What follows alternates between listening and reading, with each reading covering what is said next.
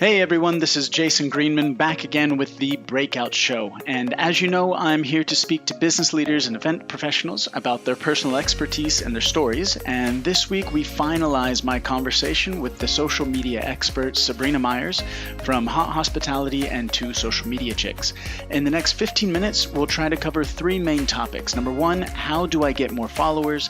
Number two, how do you define and measure your return on investment for social media? And three, we'll discuss a bit what we think our favorite social media platforms are for the events industry specifically. If you're just getting into the social media game or are looking to up your game a bit, this really is a great listen for you. So without further ado, please enjoy more excellent insights from the wonderful Sabrina Meyers. How does a person get more followers, or is that even the right question to ask? I mean, maybe that's a better place to start. I think it depends. I mean, yes. I mean, everybody wants more followers because, it's followers basically are your tribe, right? It's growing your tribe. It's growing your community. It's growing your audience. And everybody wants to do that. Everyone wants to grow their network. So in terms of how do I get more followers, I think a lot of it is like you said, showing up, I think you need to engage. Engagement is the number one thing you have to do when it comes to getting followers. And what do I mean by that? I mean, you need to follow people. You need to comment on other people's accounts that you find interesting, that are relevant to your brand or your product. You need to write back or reply when people comment on your comments.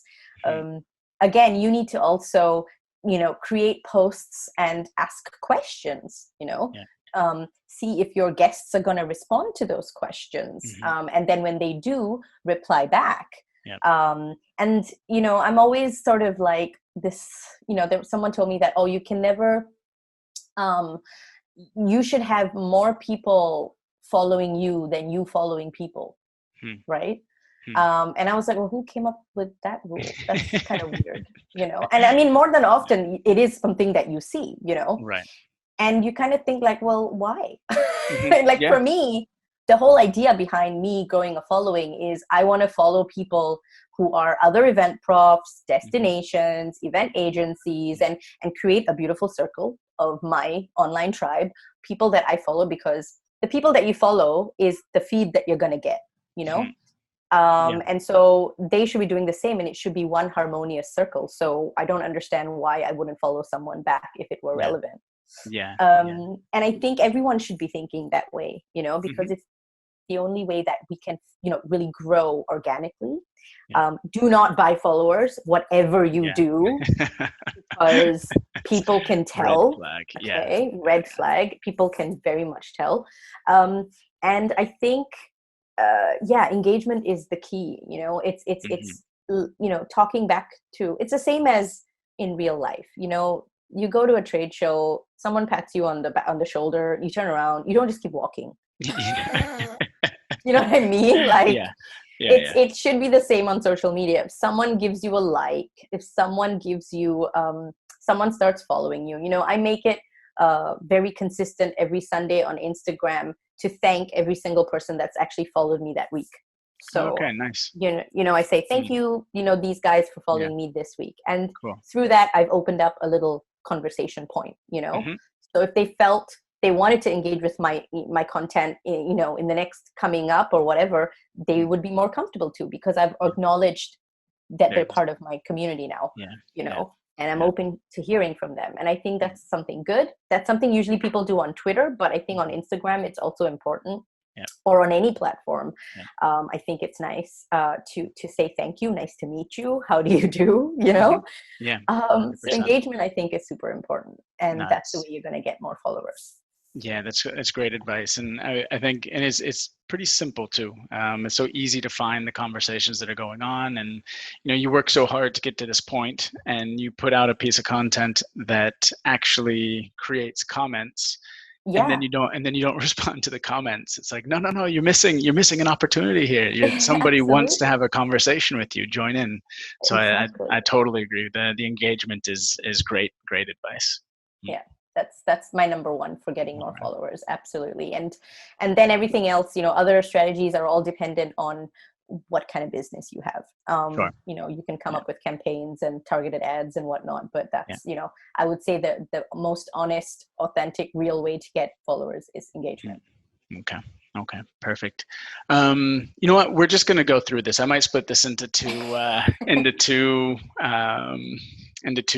podcasts because we're almost at the end. So maybe what I'll do is we'll split into two 20-25-minute podcasts, so it's easier to consume. But I'm enjoying the conversation, so let's keep going. Excellent. Let's do it. All right. So the next thing that a lot of people I get asked a lot about is ROI. So the return on the investment for social media. How would you define the ROI? How can people feel confident that the energy they're putting into it is actually creating some sort of return? So ROI is, I think that's the number one question that anyone that creates content and wants to create content or gives strategy advice on content gets asked, right? And I think ROI, for example, for me, ROI is, of course, analytics. If you track your analytics, number of followers, people that are engaging with your content, and reach. These are sort of the three key measurements that you would look at in terms of ROI. So if your followers have gone up, if you're engaging, so the engagement rate has gone up, meaning you're getting a lot more comments. So that means that you are engaging with your audience more, and if that goes up, then that's a measure of a good return on investment. And then if you are if your reach is something that it's how far your content is reaching, or that particular post has reached an audience. And then there's sort of other measurements of ROI on, you could set up a particular social media campaign to get more people to visit your website, right?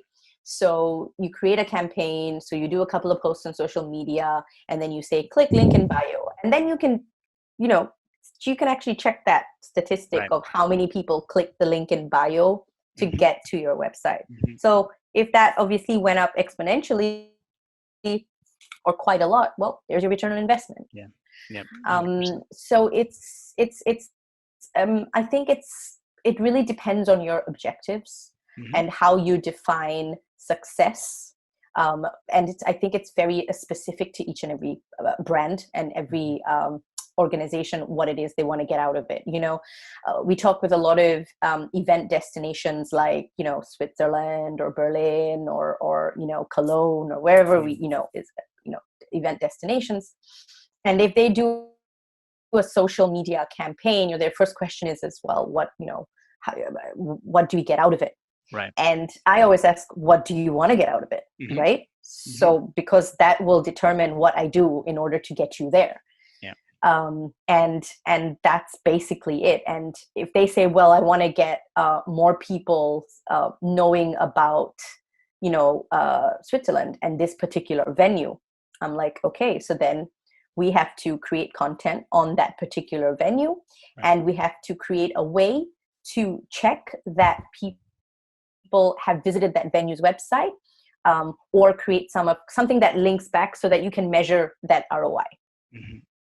That it comes directly from this social media action that you've taken, for example.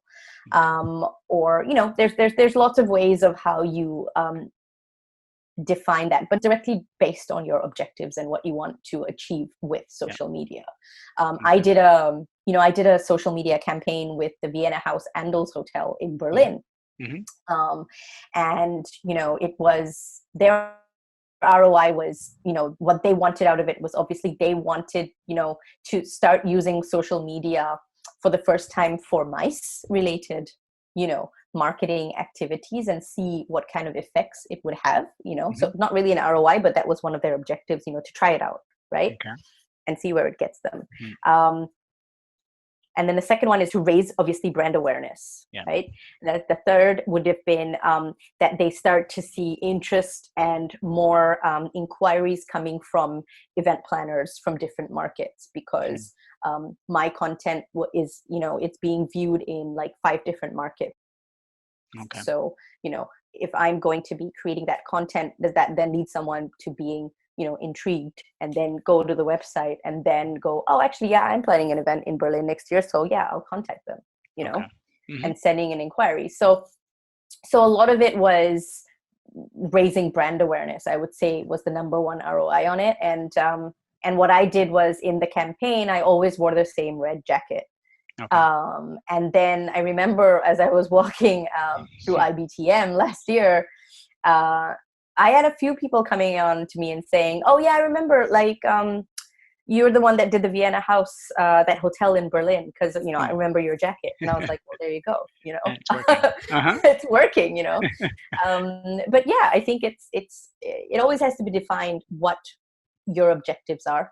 Of course. And then you create, the social media actions that you need to create in order to get those objectives. And then you will most certainly be able to meet your ROI if they're realistic and measurable.